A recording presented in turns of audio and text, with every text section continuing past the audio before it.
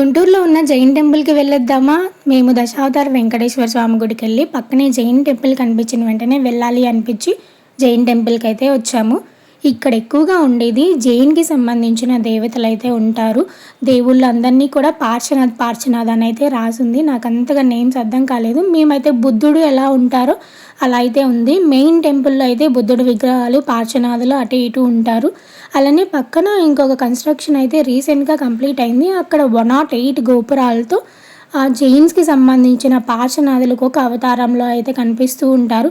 అక్కడికి వెళ్ళి ఆ దేవుళ్ళకి సేవ చేసుకొని అలానే ఒక ధూప్ స్టిక్ వెలిగించి అభిషేకం నీళ్ళు అయితే తాకి మనం స్వామికి నమస్కారం చేసుకొని అయితే రావచ్చు. ఇక్కడ వాతావరణం అంతా కూడా మామిడి తోట ఉంటుంది. అండ్ చుట్టుపక్కల రూమ్స్ కూడా ఉంటాయి. అవి ఎవరికి ఇస్తారో నాకైతే ఐడియా లేదు, కానీ చాలా బాగుంది వెదర్ అంతా కూడా. చిన్నపిల్లలు ఆడుకోవడానికి ఇలాంటి ఉయ్యాళ్ళు అవన్నీ కూడా ఉన్నాయి. మేము వాటన్నిటినీ చూడంగానే చిన్నపిల్లలం అయిపోయి అవన్నీ అయితే ఒకసారి ఎక్కేసాం. ఎవరైనా దశావతార వెంకటేశ్వర స్వామి గుడికి వెళ్తే కనుక జైన్ టెంపుల్కి కూడా వెళ్ళిరండి. ఇక్కడున్న వాచ్మెన్స్ అయితే అన్ని దేవుళ్ళ గురించి ఎక్స్ప్లెయిన్ చేస్తూ చాలా బాగా సేవ్ అయితే చేపించారు. చాలా బాగా దర్శనం అయితే జరిగింది. మీరు ఎప్పుడైనా వెళ్తే కనుక కామెంట్ బాక్స్లో కామెంట్ చేయండి. సబ్స్క్రైబ్ చేసుకోవడం మర్చిపోవద్దు. Thanks for watching.